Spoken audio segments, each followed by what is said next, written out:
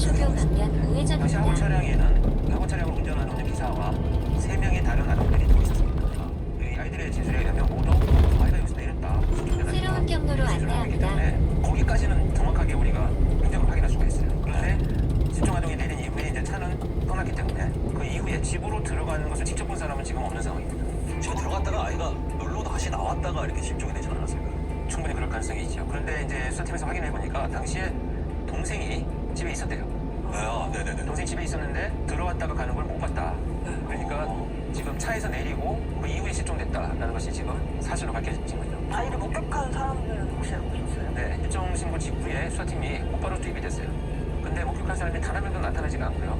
심지어 낯선 사람을 봤다거나 차량이 지나가는 소리를 들었다는 사람도 없었습니다.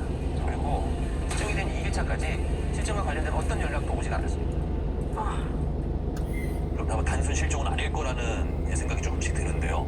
범죄와 연루되었을 가능성도 생각해 봐야 되지 않을까요?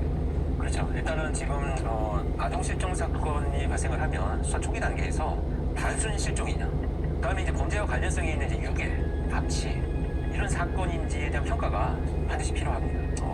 그 판단하는 기준은 어떻게 돼요, 그럼? 일단은 이제 가족과의 면담을 통해서 자의적 가출은 아닌지에 대한 판단도 필요하죠. 일단 진술로 본다면 아이가 평소에도 친구 집이나 슈퍼마켓이나 이런 곳에 갈 때도 혼자 가는 일이 없었다. 가출할 이유도 없고 가족 내 갈등도 없다. 이런 것들이 이제 부모의 진술에서 계속 나오고 있습니다. 근데 정말 그렇지 않길 바라지만 일단 상황적으로 봤을 때는 납치나 유괴를 생각해 의심할 수밖에 봐야 없겠죠. 될 것 같아요. 이 아이 실종 사건에도 골든타임이 혹시 있는지. 유괴 납치 사건의 경우 경찰 내부에 자체적인 통계가 있는데요. 우선 72시간 이내에 발견되지 않은 경우에는 70% 정도가 사망을 한 경우가 많았습니다. 이틀 지났다고. 약 300m 앞에서 원초로 방면 좌회전입니다. 미치죠, 진짜. 자, 미치죠. 사실 무너지는 이런 상황이죠. 당시 수사 상황은 어땠을까요?